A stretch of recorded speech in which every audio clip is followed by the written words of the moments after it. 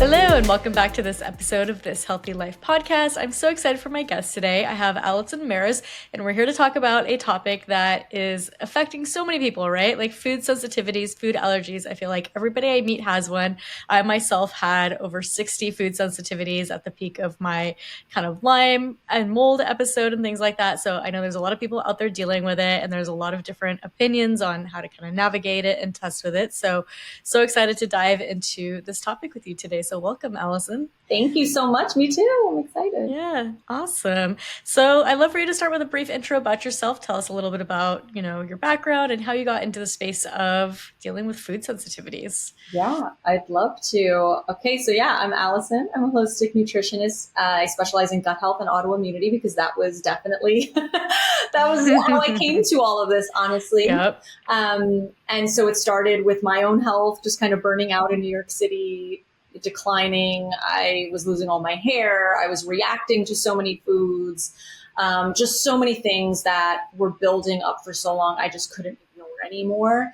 And so that turned out to be Hashimoto's. It turned out to be a whole host of things. I dealt with things like PCOS and IBS and chronic gut infections like SIBO. So realizing that Western medicine was just not it when it came to chronic illness really had me go on my own DIY kind of search and go back to school to become a functional nutritionist, because I just realized that as a big sister, I needed to save myself and then I needed to save everybody else. I couldn't let women go through this because, wow, how terrible, right? It was just so isolating and there was no answers. And I just kept getting bounced around from different specialists that just really had nothing for me to offer. So functional medicine and this kind of side was game changing for me. And then even through that, I found my own style and my own way after almost 10 years now of practicing with clients. So I don't like people getting stuck in endless restriction or feeling like they need to keep trying the latest Band-Aid. I love for people to feel really confident. And as someone who loves food like yourself, I hate to demonize it. I hate for it to be something that we are scared of. So yeah, absolutely. Awesome. So let's kind of start with the basics. So I think there's like a lot of different terms that get passed around out there, right? So there's like food sensitivity, there's food intolerance, there's food allergies. So it'd be great for you to kind of just break down what each of those means and what the differences is so that people out there are using the right kind of terminology and definition for things. Yeah, I love that. So in general, the biggest distinction to make from a food sensitivity versus an allergy is that a true allergy is more like an anaphylaxis attack. It's something you'd carry an EpiPen for. It is life-threatening. And that's the biggest distinction to make, is that a food sensitivity is not. It's much more chronic in nature.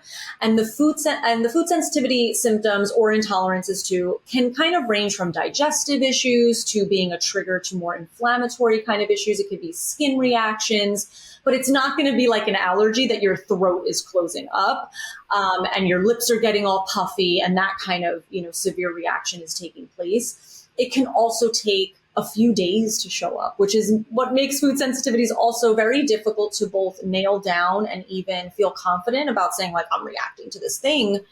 Sometimes we might react quickly, and that's honestly a gift because then we'll know. But otherwise, it could take around 3 days. Because the delayed reactions are always so crazy, right? It's just like, you're like, how am I supposed to remember what I ate or every last thing that I put on my food or seasoning? So it's really important to kind of keep a food journal or at least take pictures of your food so you can try to kind of remember what could be possibly triggering it. So yeah, it definitely complicates things when you're dealing with delayed reactions. Totally. And that's because, it just takes a few days to go through the digestive system. And so that's why it can take a little while for us to react. And it's just more chronic. It's something that you can normalize or just be like, oh, I just thought that was me. That's just like, I always have bumps on the back of my arms, or I always have this digestive situation where I go back and forth from one day to the other. I skip a few days and then I can't stop going to the bath, So people have a lot of these things that it's just hard to really make a big pattern out of it. So exactly right. Like you said, we can track, and not to a point of being over like hyper vigilant about it, but we can start to see patterns over time, but you might not see them so quickly. Absolutely.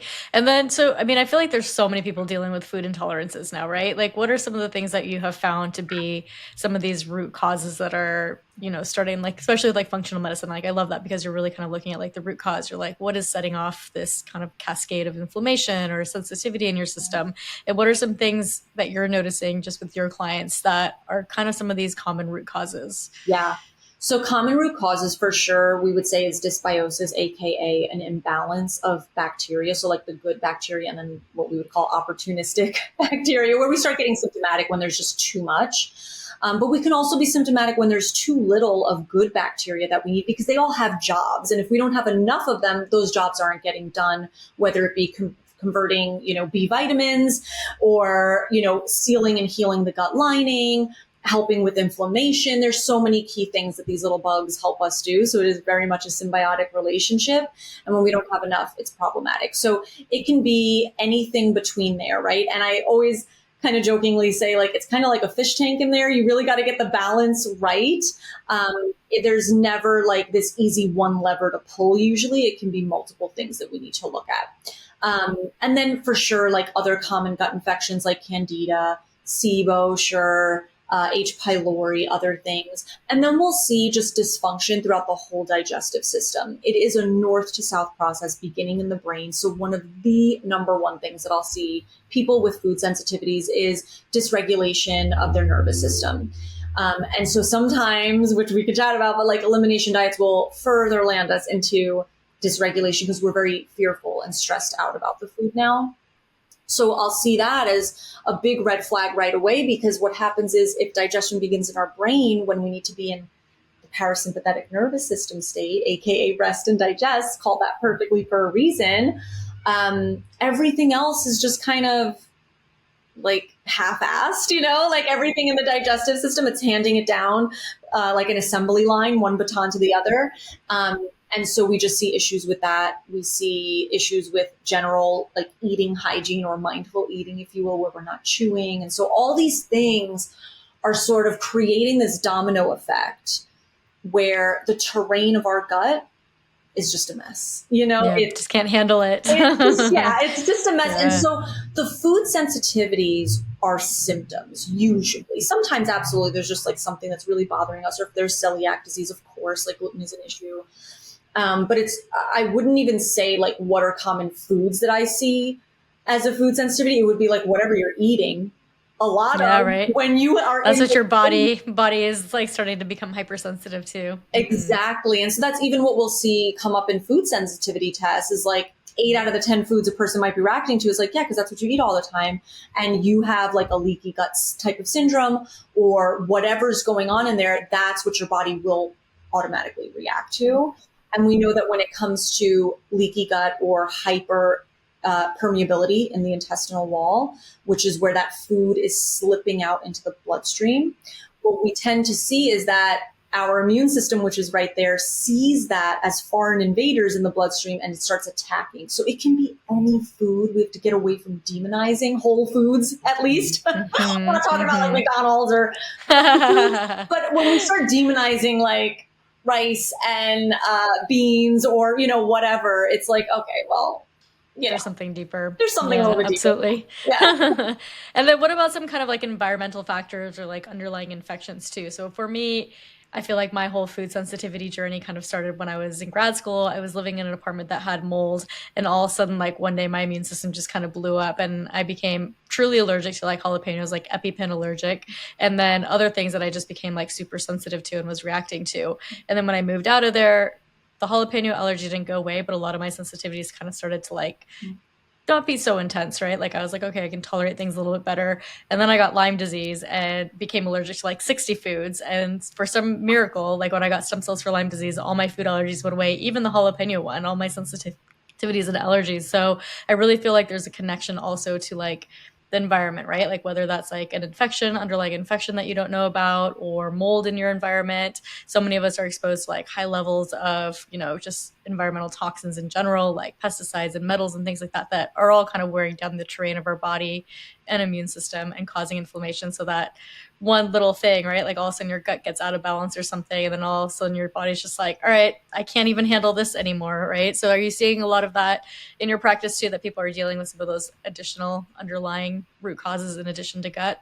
Absolutely. And I love that you bring Yeah. that up because we can blame so much on the diet and the gut when there's so much going on. And I'm sure you subscribe to the bucket theory, which is Yep. basically when it comes to autoimmune and it comes to all these kind of Yep. stealth or chronic infections, we have one body. It's tolerating all of these things. It's trying to deal with all of this all at once. And we've had this same body for our whole life. And so it's that compounding effect as well. And that's terrible, by the way, what happened, especially at such a young age in college, like so much going on with Yeah. stress as well. And maybe Yeah, being for out of your sure. house for the first time as like a young Hmm. woman, and so there's so many things all at once. It almost feels like it can be that perfect storm. And it's like one thing more just comes in and sets us off. So absolutely. And I'll especially see to that point too, where like our liver is just really being taxed. And now our immune system is sort of on this hyper vigilant alert for anything and everything that could be going on. And so we're having more and more reactions, histamine reactions, all these things that maybe the person next to you is not dealing with. And we wonder why. But I always just like to say, well, wouldn't we rather our bodies alarm us? I know it doesn't feel good and it feels like very overwhelming and there's not a lot of answers at first. But our body is alerting us as soon as it possibly can. And it's on us to listen and do something. Yeah, absolutely. Awesome. And then, so let's talk a little bit about food allergy testing or food sensitivity testing. I feel like there's, everybody has a different opinion on it. Some people say they're garbage, don't waste your money. Other people say, no, it's a helpful tool to give you kind of a baseline. Like you said, a lot of times what comes up on the food sensitivity testing is the foods that you think you're okay with, that you're eating every single day. So what's kind of your guidance when you're working with people on recommendations if they should use food sensitivity testing? If they do, which ones do you recommend? Yeah. I've done them. So I'm speaking as someone who has done them. And I thought that they were like, oh no, we've got to do this, because we've got to remove whatever's offending the terrain while we heal it. However, that view has kind of morphed over time where I would kind of do a little with someone, like do it with some people, do it with other people. And I would also say within the autoimmune community, especially, I mean, I'm dealing with a lot of people that are dealing with health anxiety. And so to see that list, our brain automatically just goes to the red side of like, don't eat this. This is poison. That's just what our primal nervous system brain is going to be doing. And I find that putting us in a further state of hypervigilance, not it. That's really not what we Almost need. makes it more stressful, right? Exactly. So, and Yeah. because like we just said, it tends to show just what you're eating a lot of. Like, oh, okay, like, yeah, you'll get some oddball things in there. Usually it'll be like watermelon. I never eat watermelon. There's like a thing that it's like, I don't care. There's like most random one. You're like, I don't even eat that. Like, I don't even like, care. Yeah, I've never even had that in my life. And so to that end, it just becomes like, okay, do you really want to spend like the 400, 500, whatever it is at that point? Wouldn't we get more bang for our buck running labs to figure out what the root cause of those food sensitivities are, like a GI map stool test, or if mold is suspected and we need to test, the location or you or whatever. And so I think if we're going to go in priority order, which I'm very much a fan of, so that we're not just throwing spaghetti at the wall and overwhelming people, I'd rather say, where am I going to get the most bang for our buck? We're going to have to heal this at the root cause anyway. The only time I think that a food sensitivity test can be helpful, for example, I had my client's husband recently that I helped out. I don't normally work with men, but I was like, yeah, I'll take him on. And he just had such off the wall. He had no idea what was causing the symptoms. And he just was feeling really hopeless. Like, I'm so scared to eat anything because I don't know what specifically is causing it. So in that case, it felt like, okay, let's just look and get a little more specifics. And for him, I thought it would help to see kind of black and white on a piece of paper to buy in. And it did. And for that reason, it helped. But for the person that's like already really doing a lot of things, maybe already removing things from their diet, I actually would love to expand the diet a little bit more while honoring what that person knows doesn't work. So that's what I like to do, is just get people a little bit more in tune with their body. We don't need to be scared of the symptoms. Let's just say, okay, that probably happened, the day I ate a lot of tomato sauce, and maybe it's nightshade. So let me just cool it on that, or whatever it is. And I also like to just get back to sort of factory reset, which is what I think the paleo diet can really serve a lot of people for. So I kind of call it paleo-ish because it doesn't need to be perfect paleo by any means. But if we can get to kind of an easy, more married up with our biology, I think, which is like meat, fruits, veggie, just like basic stuff like that, cook them in a way that's going to be helpful and supportive to digestion, and tiptoe out from there while we're doing the healing work, while we're addressing root causes. That seems to go a lot better. And before we know it, it's like, oh, it's not all nightshades I'm reacting to. It's just tomatoes at night when it's more than once a week. Got it. That's helpful data. So I'd rather know that, where it's like, oh, but I could still have like some pasta with marinara for lunch once a week. That's the thing that I think people leave out, right? Is like they think like, oh, I can never have this, but they don't realize that maybe their body can tolerate it in small amounts, or maybe like you said, like once a week, once every 2 weeks, like you can enjoy it and be symptom free. It's when people tend to overdo it and eat the same things every day, which we're all guilty of, right? Like you get busy and you're just like, I'm just going to eat the same stuff like on repeat, and that's not great either. We're creatures of habit. We get used to our things. Yeah, but absolutely, the poison is in the dose. Yep. So when we keep that in mind, suddenly the world opens up a lot more again. It's just that I think in our modern day culture, moderation, not a thing. No, especially in America, especially in the US, right? Exactly. And if you tend to have an all or nothing type of mentality, know thyself. There might be certain periods where something might need to be off. If it's something that it's like, no, I can only have a million plates of this. I can't just have little. Okay, know thyself. If it's something that you're like, no, I really want to be able to enjoy this in moderation. You want to make, a concerted effort to do that. Like, let's do that. Let's get you support around doing that. Because I think that we get that all or nothing type of mentality, especially with food, when we're doing these roller coaster diets. It's just natural. It's just natural that if our body perceives like a famine coming or a diet, that it's going to then, as soon as you open up the floodgates a little bit, it's going to want more and more and more and more, and that we can't like stop. So I had to come to terms with that, because I was always like, type A, all or nothing, like, all the things I'm either on or I'm off. Right? And that it was not serving me after a while. Sure, there's some things that I'm like, no, I genuinely just don't want to ever do that again, or I'm not into that.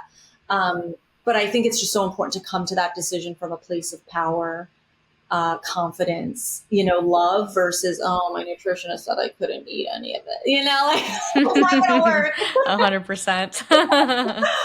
It's funny. So let's talk a little bit about elimination diet. So you kind of touched on that a little bit. And I feel like, if you don't do the food sensitivity test route, or even if you do, a lot of times people still do a elimination diet where they take foods out for, 3 to 4 weeks, maybe longer, one at a time, add them back in, track them. I did this personally when I was kind of at the peak of my allergies, because I was just like, what can I eat? I'm reacting to everything. Like, let me do this and kind of like really figure it out. And I would say like it was definitely helpful, right? It gave me like a good feedback to my own body, and like, starting to notice like how I felt when I ate things, or really kind of tracking like those delayed reactions by not adding anything else in for a couple of days. But then I also feel like it was stressful, right? Because you're like micromanaging everything you're eating. You're like, oh, I can't eat it. It hasn't been 3 days yet. And that's putting stress into your body, which is not helping your food sensitivities and nervous system. And then also, I almost feel like I started to become more sensitive to the foods I was eating, right? And so before I knew it, I literally had a list of like 8 foods that I could still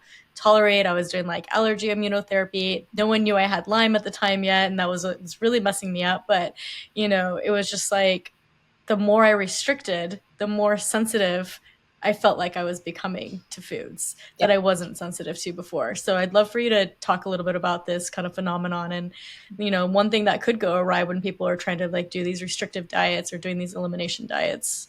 Yeah, I love that story, because that is a perfect illustration of the nervous system at play. Mm-hmm. You were freaking yourself out, as one does. Because I'm like, I can't eat anything. Yeah, I think there's times when a food journal can be really helpful data. But I think data is only as good as what we're going to do with it. And if it's going to freak us out, well, is it that valuable? Hopefully we have support from a practitioner or a coach to kind of be like, it's okay, and like holding our hand through it. But I know that a lot of people will do this on their own, or even if they have a doctor, doctors are diagnostic, even a functional doctor, and that's wonderful. That's what we need them for, but they're not necessarily hand-holding in the day-to-day. And that's where the mess happens. That's where we really need a lot of extra encouragement of like, that's okay. Like, that's not a reaction, or that is, or that's okay, you know?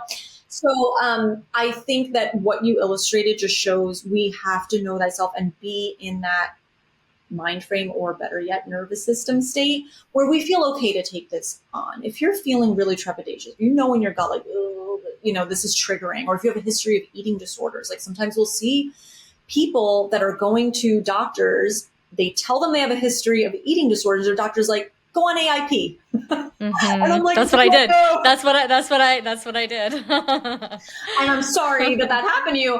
And I will say, it was all the rage back in the day. Like, it was helping all people. the rage, Once babe. you heard all these like healing stories, right? I mean, this was like back in, gosh, 2012, 2013 was like, I got diagnosed with Lyme 2014. Like those first 2 years was when I was like trying everything. My first diagnosis was celiac disease. And then it was just like, then it was all these food allergies. And I was like, well, I just need to fix my gut and these allergies and I'll be okay. Like, right. But had a long road ahead of me. Not, if I had gone back now.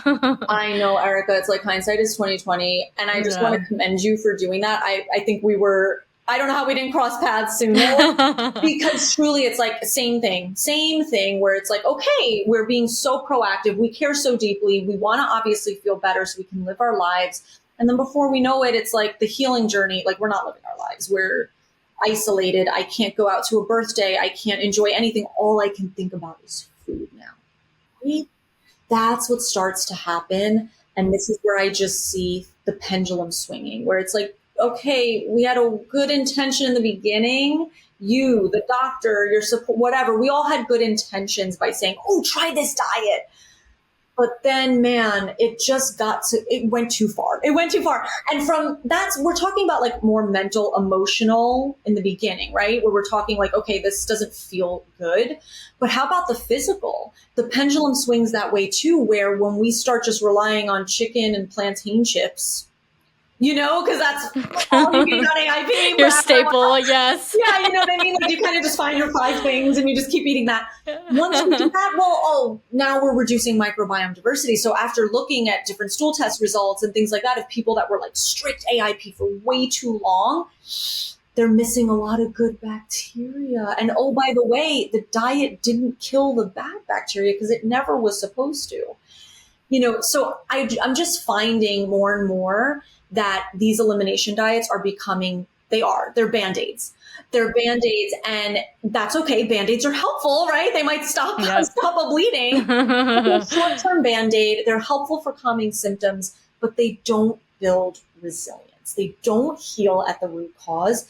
And so my goal, and I know your goal at the time when you were doing this, how do we just get off this roller coaster, find more peace, eat food with confidence, and actually heal? Like, not have to pay for it with our symptoms. I'm much more interested in that than how perfectly someone's going to do an elimination diet, because there's really no reward for that. Yeah.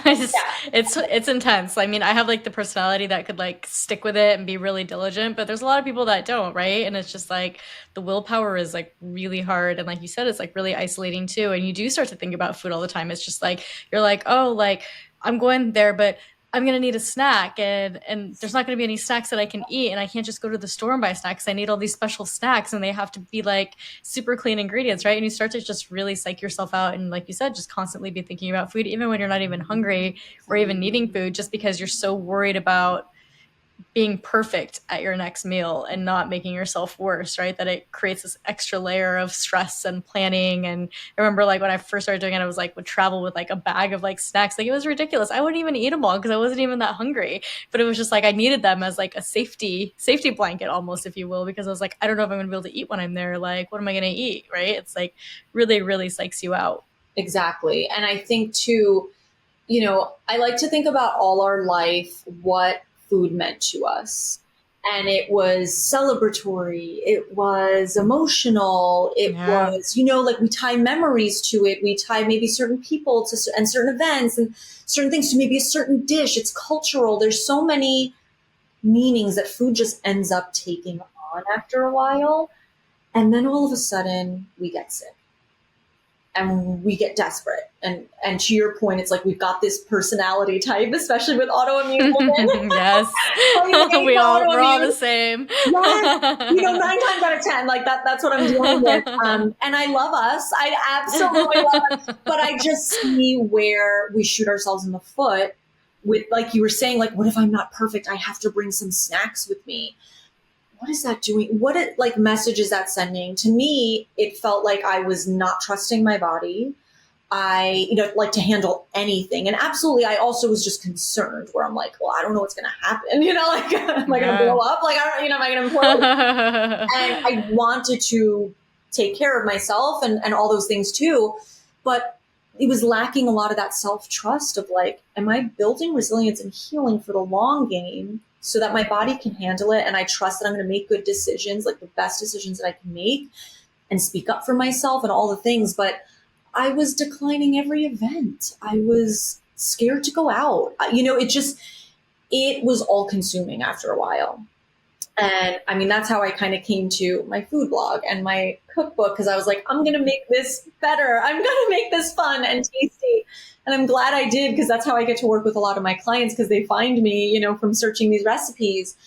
But at the end of the day, it's like, okay, can we heal and move on? Like, instead of me trying to make the 10th kind of nut milk on my blog that I can I just drink a little bit of like milk? I don't know. Like, is this really better after a while? It just started to become like wild, Yes, I totally feel you. Totally feel you. It's like, how many like paleo versions of every meal and recipe do you have to make, or can you just try eating the regular one once? And then how many nuts did I start to consume after a while that I'm like, oh my God, I'm reacting to nuts now. You know what I mean? Like, oh my gosh, same thing happened to me. It happens to everyone that goes on paleo. They're all of a sudden, they're like, I think I'm sensitive to nuts now. I'm like, of course, because nut cheese and eating nut milk, a million. Not that. Like, you've never eaten so many nuts in your life. They're supposed to be like a garnish. And we're not supposed to eat that many. Exactly. We're not squirrels. So it's just wild how it gets so out of hand so quickly, because you miss your food. So you're like, well, I'm going to have an almond flour pancake, and then I'm going to have almond milk in my coffee. And, and before you know it, we've got now new problems. And I don't want to see people throw in the towel because of that. I want us to like zoom out and say, where do we got to fix? Like, how do we course correct this?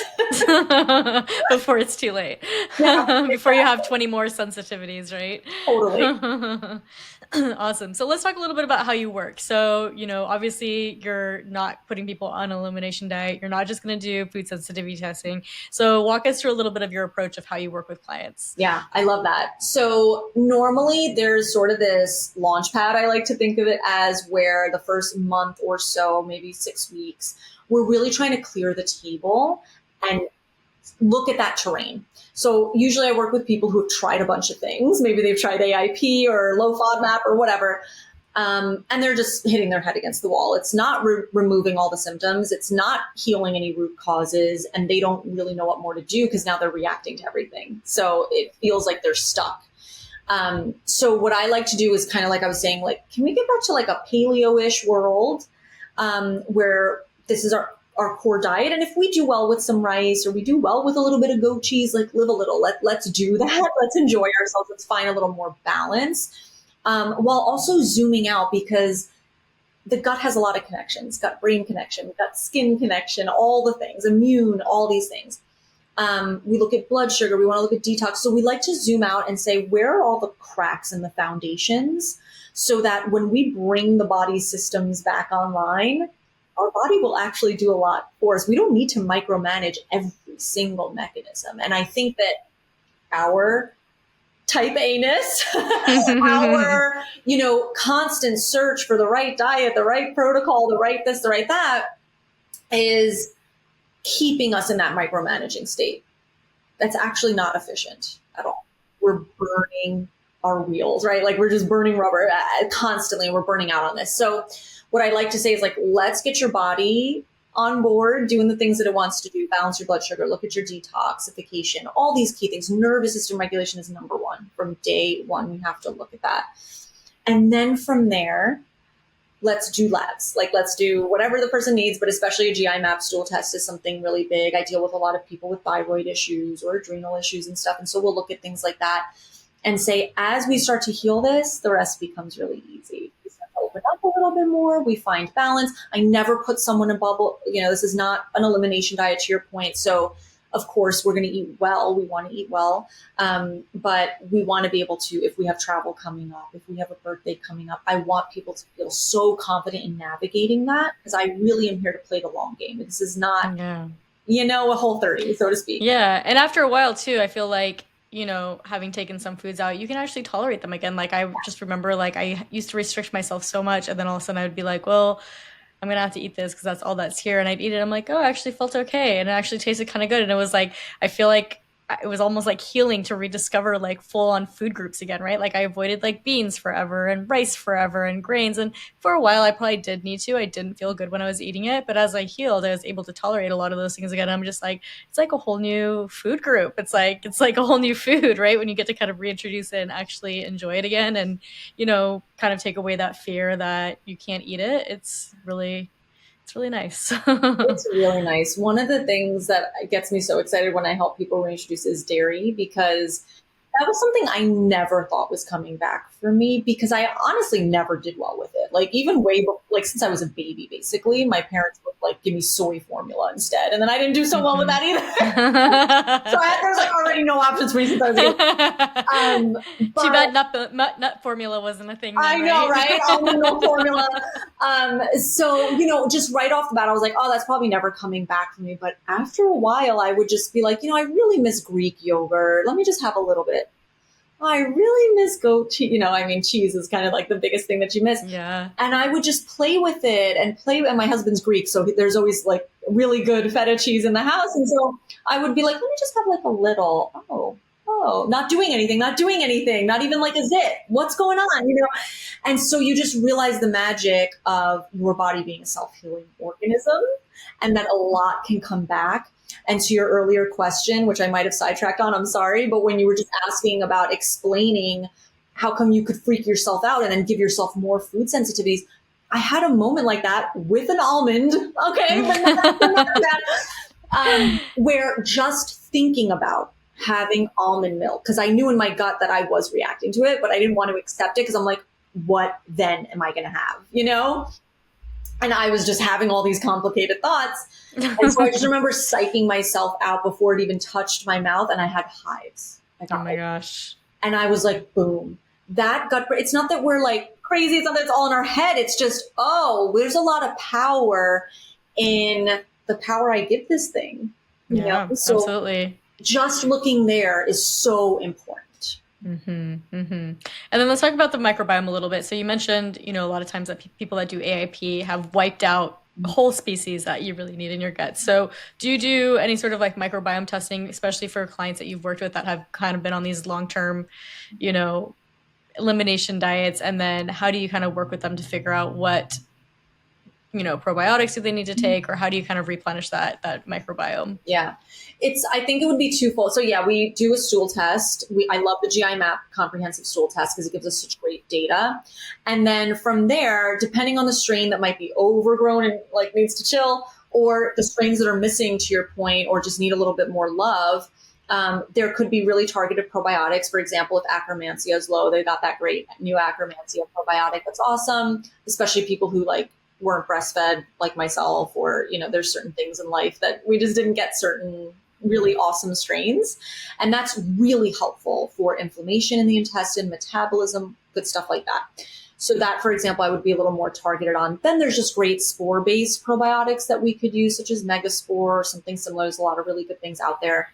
To see how the person, of course, tolerates it. What else could be going on? If there's histamine reactions, we just want to find a good balance with that.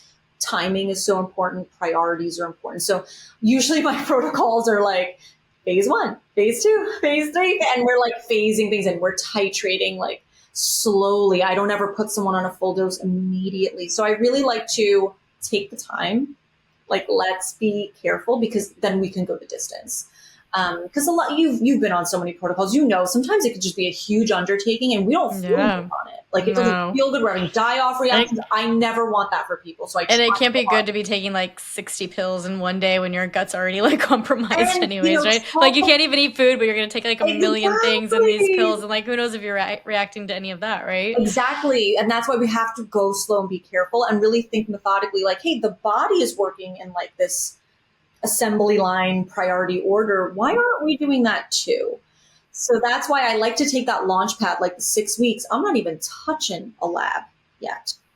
I'm working off your symptoms. I'm working off where they're stemming from. I'm working off all the sort of Sherlock Holmesing around that we do in the beginning to get your body back on track, get your detoxification pathways open. That's a big mistake I see where people are entering into these killing protocols. They can't even detox it. They feel terrible. So we like to spend the time doing all of this, working through mindset, making sure you can eat, you know, like you can feel good about, okay, great, I have a breakfast, lunch, and dinner. I'm not taking pills. I'm not freaked out. You know, my blood sugar is not like a roller coaster before we even touch the labs. And so that by the time we do, oh, okay, I just got to take some of these supplements. Okay. But everything else is happening. It's easy. So, yeah, that's awesome. So I'd love for you to share like one or two of your favorite client success stories of people that you've worked with that have really been in the trenches with, you know, food sensitivities and really struggling and, you know, implemented some of these tools that you teach people and how they're doing now. Oh, I love it. Oh my God. So many people just flash through my head. I have one woman, her name's Christina, who's on my Instagram feed pinned. So I'll share that one. She came to us dealing with a lot of psoriasis outbreaks. So that's like an autoimmune condition of the skin. And AIP was something she'd embarked on. She was on it for about 5 months. And it was not getting her there. Like it cleared up a little bit, some of her skin, but it wasn't all the way there. And then she, of course, 5 months of AIP, what's that going to do to you mentally, right? Like she was very stressed out, very nervous about food. It's a lot. It's way more, like 3 months is the absolute max. And I think that's too much at this point. So we got our hands on her. We did that process that I'm talking about. And even before we touched any labs with her, to be honest, I don't think we even did labs with her. Like we did everything like from that beginning 6 week period. 90% of her psoriasis cleared up just by getting the terrain right, by getting the blood sugar right, by getting the nervous system right. And she's completely off AIP. She messaged us yesterday. So she's like in my long-term kind of client maintenance group. And so I think we've been together about a year at this point. And she had real gluten pizza the other day. Wow. No reactions. Amazing. And she's like, look, I'm not going to have gluten all the time. But what a gift that this time last year I was scared to introduce almond milk. But now I just had a real and she's in New York. Like there's something about, we can't ever get away from pizza for too long. So she was just beside herself. And this was also coming off the heels of her going to her son's wedding in Italy and being able to eat freely. Cheese and tomato sauce, things that like, oh my God, like last year she would have been like, so afraid of, right? Yeah, exactly. And so that's where this can snowball. It's not overnight, but the journey is so beautiful and it's preparing you for so much and healing you in so many more ways than you even think. That's certainly been my experience. I'm sure you too, right? You've made a whole movement out of this, right? And so that's what all the things we learned. I'm like, don't do the things I did. I'm going to give you the shortcuts, right? Amen. That's what we're here to do. Is like, what secrets can we spill? Because this is, if we had this in the beginning, oh my God, we wouldn't have taken the scenic route. Yeah, I know, right? Well, AIP was like our guides back then, right? Like all the people kind of like in that movement. And, you know, there was a lot of healing happening, but I think there's a lot of aftermath and PTSD from kind of following that, even the people that were leading the AIP movement are no longer even promoting it, right? And like we're part of it. So take that with a grain of salt too. I mean, it definitely helped me, but definitely caused it was like a Rubik's Cube, right? Like you fix one thing and like it feels like a couple other things are breaking down and nothing's really quite right until you figure out what's actually going on underneath there. So exactly. And that's, I guess, Erica, too, that's a good thing about functional medicine in the sense that we're working with current data, like what we're seeing in practical application versus waiting for a 20-year-old study to prove something one way or another. Yeah. So I at least appreciate that of like, hey, look, we meant well. We really did. And let's not throw the baby out with the bathwater. If it got you cooking at home more, if it got you trying a butternut squash or some new vegetable you never still can't do the encountered. butternut squash. I had enough of that during I the know, AIP right? I days. was like, oh my God, butternut squash, everything. But, let's think of all the good things that came out of it. But let's also be like, well, I'm not going to be going down that road again. And so that's exciting. I had someone once tell me, like, with Hashimoto's and Crohn's and some other issues that she had, she was just like, is this my life, like up and down on AIP until I die? And I was like, oh my God, like she just nailed it. What she said is like probably the thought a lot of people come to after a while, because you hit a bump in the road, you hit a flare up, back on AIP. That's another thing we'll see, right? People just keep going back to it, and it's like a toxic relationship almost. Yes, 100%. And it doesn't work quite the same as it did the first time. And nope. like, and then all the foods that were safe before, like somehow now are like no longer safe, right? And you're like, how is this happening? Yeah. Because the root causes weren't addressed, the mold or the other environmental issues or the heavy metals or the gut dysbiosis, leaky gut, like so many other things. So it's like, let's work smarter, not harder. Let's stop demonizing all the food. Yeah, of course, if something bothers you, don't eat it. But let's move on. Let's understand that shouldn't be permanent for the most part. So yeah, that's one of my favorite stories. I have so many. I mean, we've seen women come with really high Hashimoto's antibodies and get almost completely into remission within 3 months, which is so exciting. I mean, it took me years. Yeah, I know. I'm still working on those. So let me know if you have any tips. Oh, girl, I'm here to help you anytime you want. But it's looking at, first of all, the bioindividuality, right? One Hashimoto's diagnosis is not the same to the next, or Lyme, or anything. Everyone has their own unique makeup. Everyone has their own lifestyle. And so we like to really take a uniqueness and honor that bioindividuality. And then understand that, I was about to post about this too soon, where it's like, there's no cure for autoimmune disease, but that doesn't have to be this drab, morbid situation. There's no cure for the common cold. So I don't need a cure. Yeah. I just need to know, how am I taking care of my body and building resilience? Because we are living in the modern day toxic world. It's just the way it is. And we just need to know how to take care of ourselves, and everything will be fine. Like I'm a mom of 2 now. Since I started this journey, I didn't have kids. And actually that was part of the reason I wanted to get better, so I could have kids. Now I'm a mom of 2 under 6. And, I don't sleep. I'm all over the place. I'm not doing some 3-hour beautiful, lavish morning routine, which is what I used to think it was going to be. And I found out how resilient I could be. Truly, how I can stay in remission, even getting just like 6 hours, 5 hours of sleep some nights, because our body truly wants to heal. It does. It knows what to do. Give it enough, it will run with it. It knows what to do. Yeah, absolutely. Yeah. Amazing. So let's talk a little bit about some of your delicious and tasty recipes. And you have a cookbook you wrote a couple of years ago too. So I'd love for you to share where people can find some more information on your cookbook and recipes and kind of your recipe style. I'd love to. So yeah, I published the book in 2021. That was my 2020 project. Something to do while you were stuck inside. And it's all paleo. It's called the Paleo Gut Healing Cookbook. And that is definitely that was like my swan song in a way, to developing a lot of paleo and AIP friendly recipes. I really poured a lot of blood, sweat, and tears into that one. And they're all like my clients' favorite recipes and readers and us, and stuff that I still very much love and make. I also talk a lot in there about just really practical daily habits that both heal the gut, but then sustain gut healing. Because it's not just a protocol, gut healing. It's not. I wish it was, but it's not. That's just to kill a thing, kill an infection or whatever. The rest really has to be a proactive, offensive strategy. And so I talk about that at length in the book. So I love that it has that part. So it's not just a cookbook.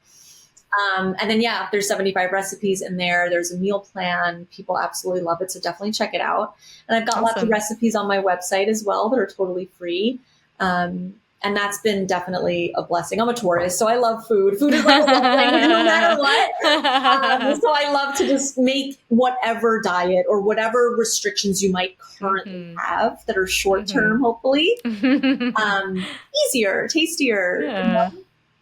Absolutely. Yeah. Awesome. And sorry, if people, where to find me? Sorry, you said, so yeah, if people want to find you and work with you too, how do they find you? Absolutely. You can DM me on Instagram at Food by Mars or find me foodbymars.com.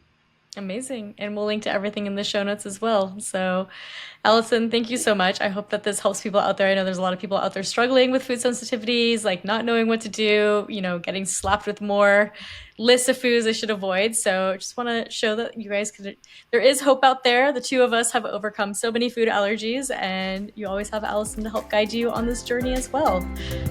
Thank you so much. Thank you. Yeah, absolutely. Thank you.